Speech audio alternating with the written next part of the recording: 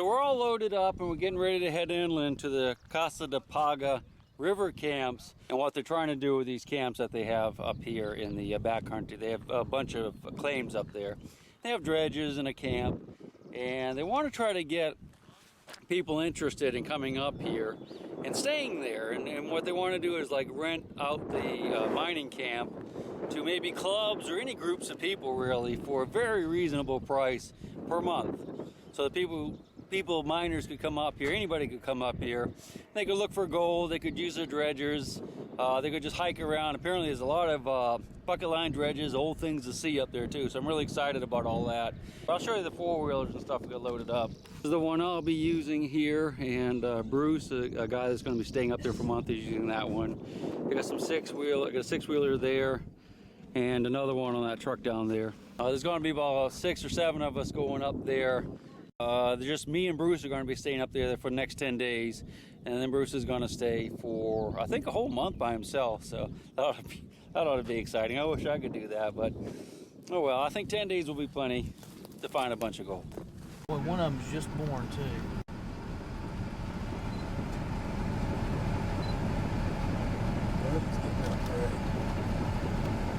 You can go over there and pet one of them if you want to.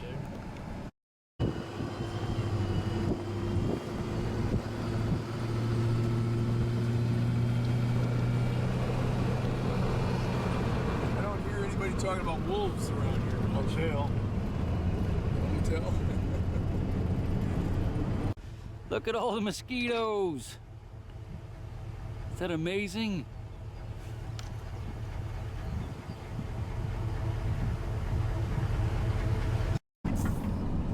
Last checkpoint of the Iditarod.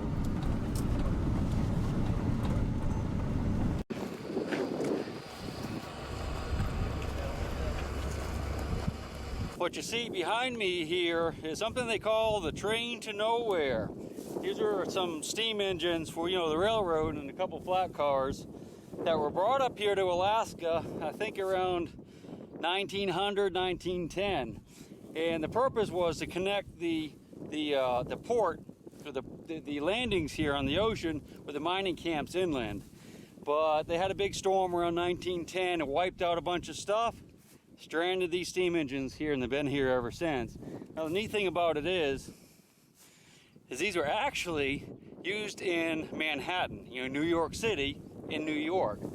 They used to transport, you know, people in New York City, which is kind of cool. And they went out of business, like I said, around 1900. The mining company bought a bunch of them, brought them up here, used them for a couple of years, and that was it. Here they sit. Let's take a close-up. This is a flat car, or what they would call a rolling stock, and this has been sitting here for over 100 years. Wood's still together, which is kind of amazing. It's actually in better shape than the iron is. Neat, look at that. Look, it's still got the, I guess maybe that's just rust. You can see the insides of it.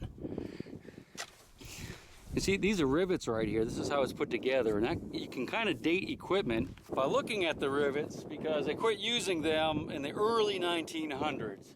So if you see any type of equipment out in the fields or whatever when you're metal detecting or exploring that has those type of rivets, you know that it's fairly early 1900s or before. Smokestack.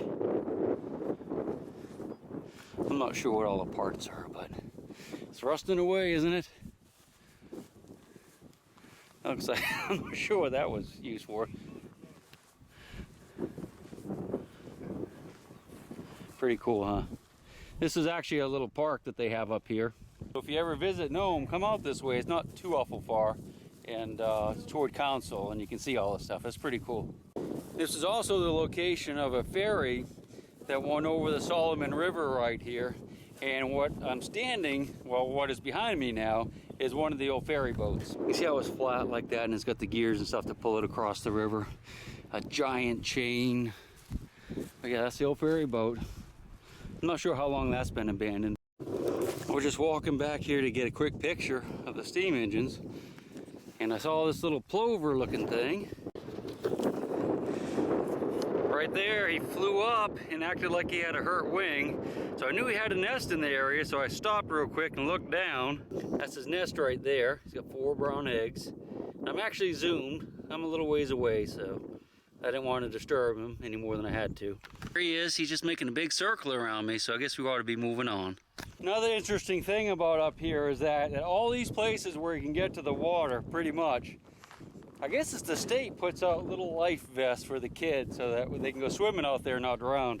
So now we're at the bridge where we're going to leave the vehicles. And we're going to take the four-wheelers and six-wheelers on up the creek to the gold claims. That's the bridge right there. That's the East Fork of the Soloman River. And they're getting ready to unload the equipment there.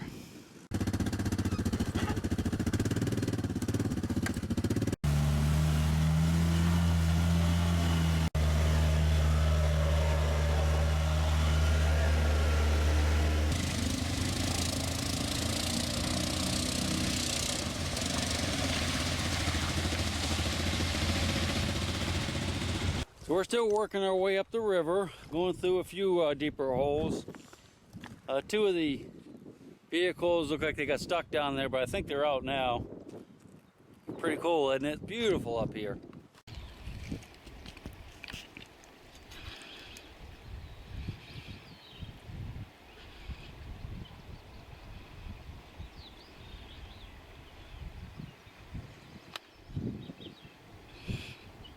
Spencer and Jimmy, they do all the ocean dredging, and they're just getting us set up so we can do dredging up here on this river and do a little prospecting with the metal detectors.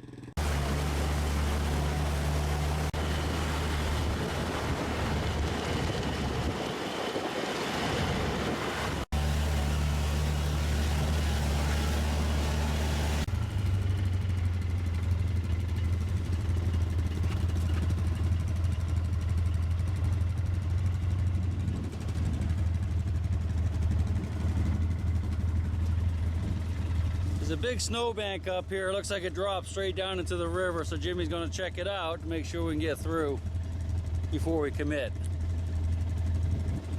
It says it's shaky.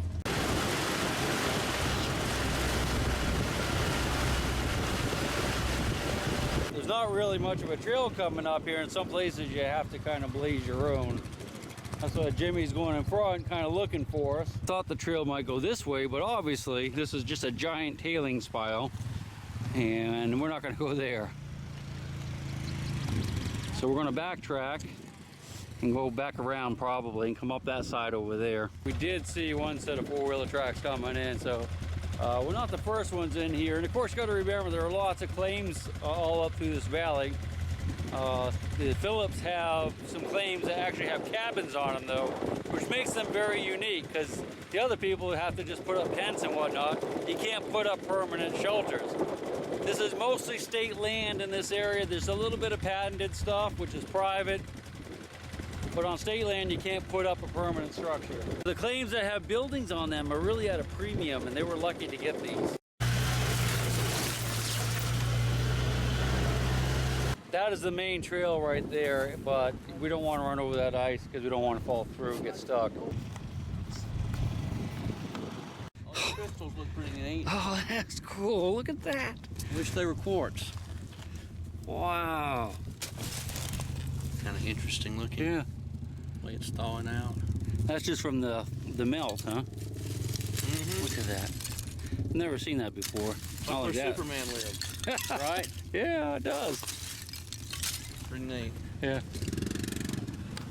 That's pretty cool. I like that. The simple things in life.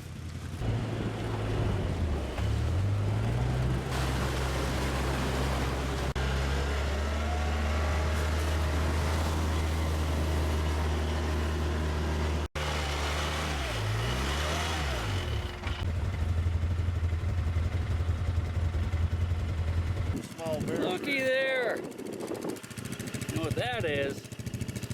How big it is. Jeez. Yeah, you really have to be careful up here because there are a lot of bears, you know, the brown bears. And so we'll be watching out for them. But another reason I wanted to stop here is if you look behind me, you can see there's like a road going up that way, and a road going down that way. What this is what they call the corduroy road. And they took these beams, or like railroad ties almost, And they made a road that goes all the way up across the tundra here because you couldn't drive heavy equipment, you know, across this tundra because it would sink and bog down. It's kind of like this six-wheeler is doing right here.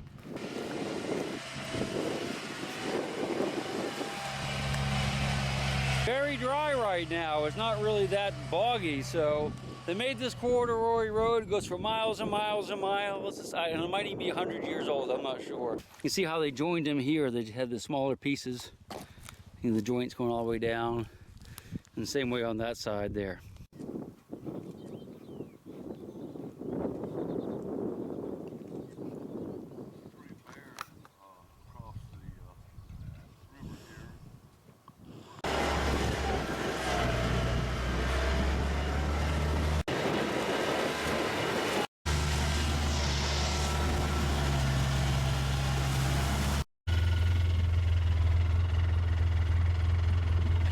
Anything more useless out in the middle of the tundra than a plunger. Why, oh why? That is awesome. We have to try to figure out a way to get around this snow bank. Jimmy's gonna go off in the bushes and see if there's a way that way. I can get around right here. You stuck? Yeah. I thought it was temporarily delayed. Yeah, we're delayed just for a minute or two, not for long. That's what we got those pull ropes for. Yeah. Temporarily delayed. Snow machine.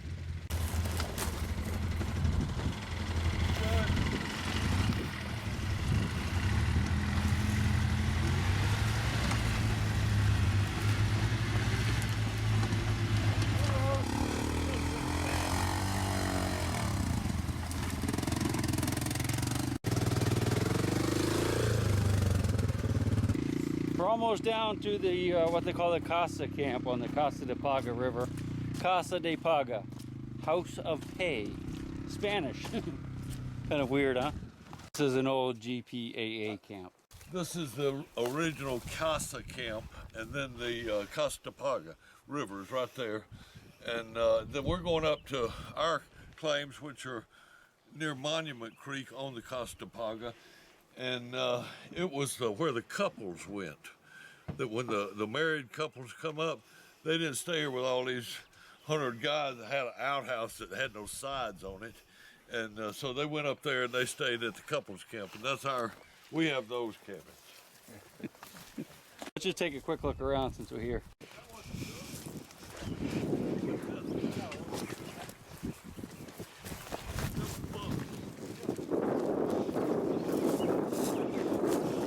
Some really good fishing in this river too. We'll get to try a little bit of that later on. Wow.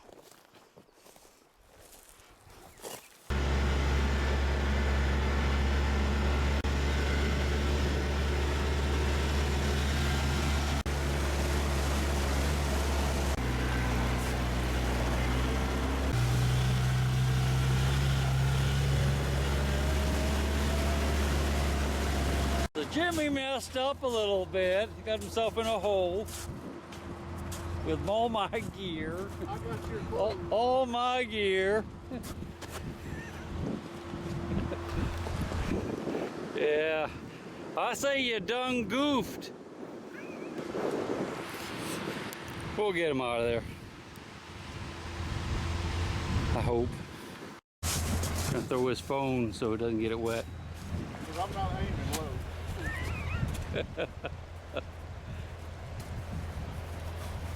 Woohoo!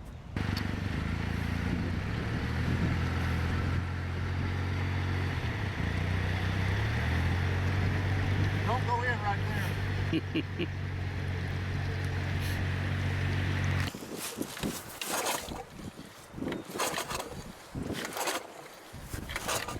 Once he gets the water out of there, we'll dry up the spark plug, put it back in, and hopefully we can get it started. We will have to change the oil for sure though, so don't forget to do that if that ever happens to you.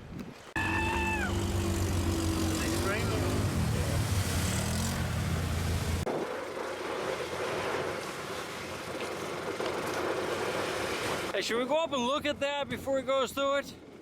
Up on the snow? You guys are crazy. Hold your breath.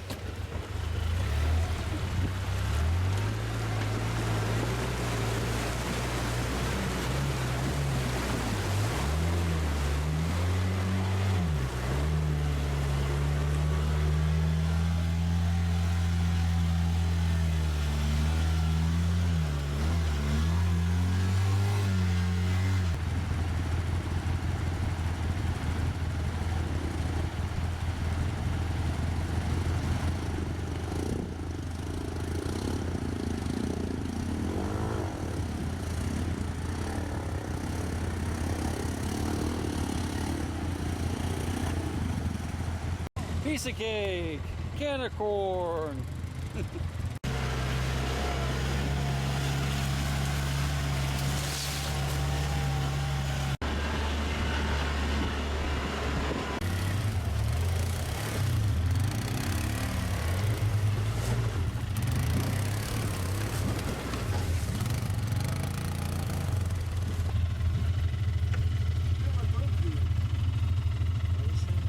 Bruce is up there. He's smarter than you. We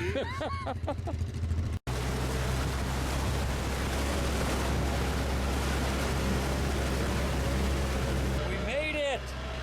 All of us!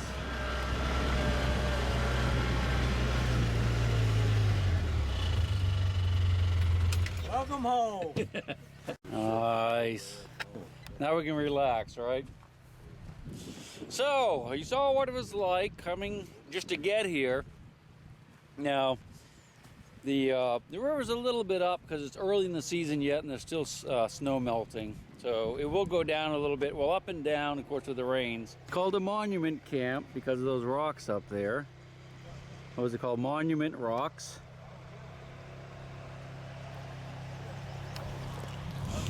And this is the camp. So this is the old GPAA camp. And that's the Gold Prospectors Association of America. And we went to one of the other old camps down there, and this is the upper camp where the married couples would stay. And they let their lease go, so Spencer bought it, acquired the lease from the government. It's a gold claim. They get use of the buildings. So it's nothing really fancy, but there's a roof over your head, and just look around you. Look what you have to play in. It's amazing. I guess that's the outhouse, probably. Just imagine a big old brown bear coming over the hill at you, huh? So that's going to wrap it up for this video. This is the journey in. Later on, I guess we're going to be setting up some dredges, and I'll be doing a little detecting and having fun. We'll see you on the next one. My big round baby, and I'll rock you until I go to sleep. She'll shake the coins from your pocket, take your gold chain and your locket. Mother Earth has no sympathy. She'll take the ring from your hand and bury it in the sand and keep it for eternity. Mother Earth, she's got her secrets.